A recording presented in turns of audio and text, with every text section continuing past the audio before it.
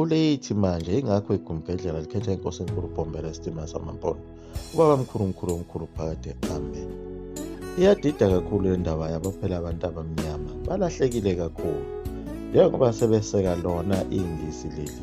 Lo moya selokhu wasuka khona lena eCape Town nasesizweni samaMpondo namaXhosa okuyiwona ayesehamba kakhulu naso isizwe samangisi lawa acindezela i-Afrika.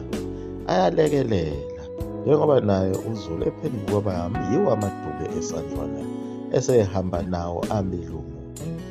Kanti naso futhi isizwe esisele khona eZululand sengathi sesihamba nawo amangisi ngoba phela bekufanele sigqishe nawo phela amabhunu lawa alwela izwe lase-South Africa.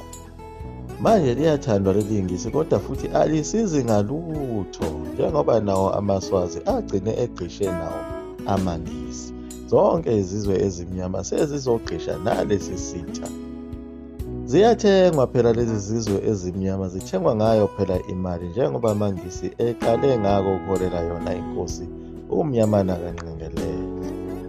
Nali neqhawe elikhulu lakhona kwesibiya yokuthenjelwe kulo kakhulu selizinikele kuwo umbuso wawo amangisi liyolekelela phela empini i-Anglo-Boer War lizolwa ngasohlangothini lawo amangisi lawa. Asazi noma leli qhawe laliphume ngaphansi kwakhe isandla sakhe umnyamana kaNgqengelele. Nayo inkosi uDinizulu phela iphumile ijele ingaphandle kanye nabo oyise oshingana nabo ondabuko. Kodwa manje ayikwazi ukuyolekelela lo mngani wayo emfica esesezinkingeni ezinkulu kangaka zokuhlaselwa ngamangisi. Njengoba yena bebhizi elokhu evalelwe phela laphaya ejele eSt Helena. Kufanele ukuthi amangisi njengoba esemshayelele imithetho emingaka azama nayo ukumguqula ukuthi abe yidube esandlwana. Njengoba baze bamvumela ukuthi kuze amakhosikazi akhe khona laphaya ejele amvakashele khona eSt Helena. Njengayo unkosikazi wakhe uqala uMahambugwini kaHlokolo wakwaNdwandwe. Kanye naye unkosikazi wakhe wesibili uSilomo kaNtunzwa Mdlalose. Njengoba naso isilo uDinizulu saze sathola abantwana khona phela eSt Helena. Unkosikazi waso wokuqala uMahambugwini kaHlokolo Ndwandwe wathola umntwana uPhikisile. Lona phela wagcine egane khona kwaSeme egana uPhihli kaSeme. Unkosikazi wakhe wesibili uSilomo kaNtunzwa Mdlalose wazala isilo uPhumuzuzulu kanye naye uPrince Mshiyeni nomntwana uMagogo. Kodwa uPrince Mshiyeni wathathwa yofaka endlini kankosikazi omdala ngoba wayenendodakazi eyodwa vo endlini kaMahambugwini kaHlokolo Ndwandwe. Isilo uDinizulu sasizwa ngaso isibhakabhaka nokugqomgqomu bazo phela izibhamu zamangisi ushawa phela bona abangani babo laba bangamabhunu. Nalo ibhunu laselizwa lokhuya okwakwaziwa phela yiyo inkosi uSekhukhune yokulwa nabantu abaningi noma libakora ngenhlamvu kodwa kuyoze kukhathala izandla. Kanti ibhunu leli lisebenzisa nabo phela abantwana abancane. Lokho kuzoba nomthelelo omubi ukuthi uma impisi iseduzane sekubanjwana ngezandla ingane ngeke ize ilunge. Izohlatshwa ngawo kalula loya mkhonto lona phela ofakwa phambili esibhanyini ofakwa yiwo amangisi. Ilunge khona uma kusekude ngoba iyanemba ngenhlamvu ingane lena. Phela amabhunu lawa ayivimbile eMnambithi naseKhimbali nasemafikeni vimbezele lona ingisi leli ukuthi lingakwazi ukungena lapha e-Orange Free State naseTransvaal. Kodwa ibhunu lalizithuhluzela phela lapho kubugenqegenqe amangisi noma ayemaningi kodwa amabhunu ayishaya kakhulu ngenhlamvu. Yiko lokho kwenza ugeneral wawo amangisi uRedvert Bula ukuthi awahlukanise lamabutho ukuze angafi kalula eze ephele onke. Phela zona izimpi zamangisi lezi zaziqoqene kuyo yonke indawo, ezinye zazo zaziseStormberg, eMajesfontein kanye naseKholenso. Kodwa zonke lezi zimpi zamangisi zayikhombisa ukwehluleka okukhulu ngoba kwakubonakala ukuthi ayaziqeda amabhunu. Lokho kwenza ukuthi kwehliswe uGeneral Bhula esikhundleni sakhe ngoba wehlulekile ukwenza umsebenzi, kufakwe omunye uGeneral. Ilapho kwehliswa khona omunye uGeneral owayesuka khona phela eLondon, uLord Herbert Kitchen, owayeze ngalo igalelo lakhe lesihluku kanye nawo wonke amacebo okubulala. uGeneral Lord Kitchener waze wafika nebutho lakhe befikela khona eKapa umhla ka-10 January 1900 uzoqotha imbokodo nesisekelo.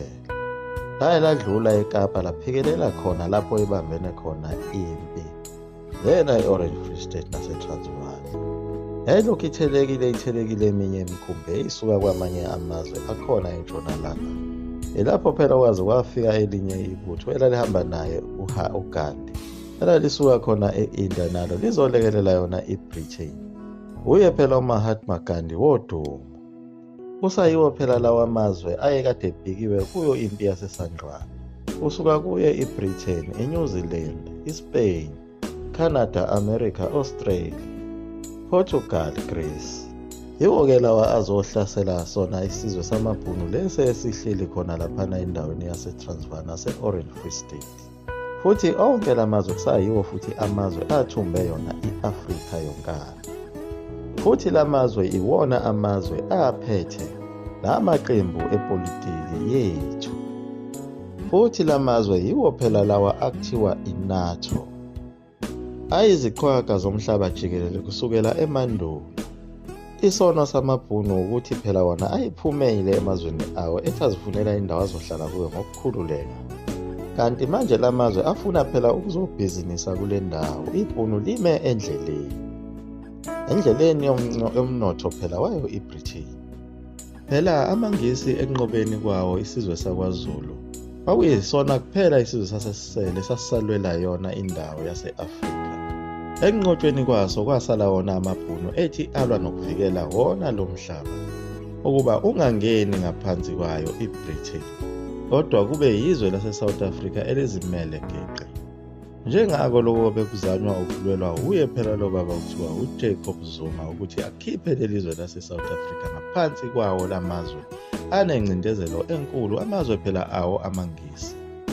Phela nawo amabhunu kuzo lezi zimpi ayizilwa ayixhaswe ngazo izikhali ezaziqhamuka khona eRussia, kanye naso isibhamu sawo esiwumbayimbayi esasibizwa ngoLong John. uLong Tom phela abethembele kuye kakhulu ukuthi uyena wayebanqobela kuzo zonke lezi zinto. Ibutho lamabhunu laqala ukuhlehla kancane, manje sekukhona nokukhathala kanti maningi lamabutho amangisi ayelokhu engenile.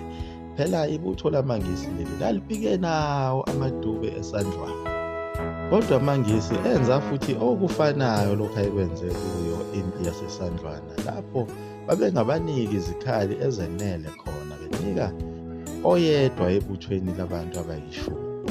Phela amangisi lawa ayethi laba abantu abamnyama kungenzeka bebe nenkinga ukuthi bebajikele. Babe basebenzisa kakhulu abantu abamnyama ukube beyodidisa ngabo amabhomu. Ngesikhathi ibhunu libhizi lisadubula laba abantu abamnyama, amangisi wona azoqhamuka ngemuva bese shaya ngenhlamvu. Yikho-ke lokho kwabangela ukuthi amabhunu athi ukuhlehla kancane. Kanti ekuhlehleni kwawo amabhunu asevula phela indawo nangu uLord Kitchener esegasela naye lakhe futhi ibutho.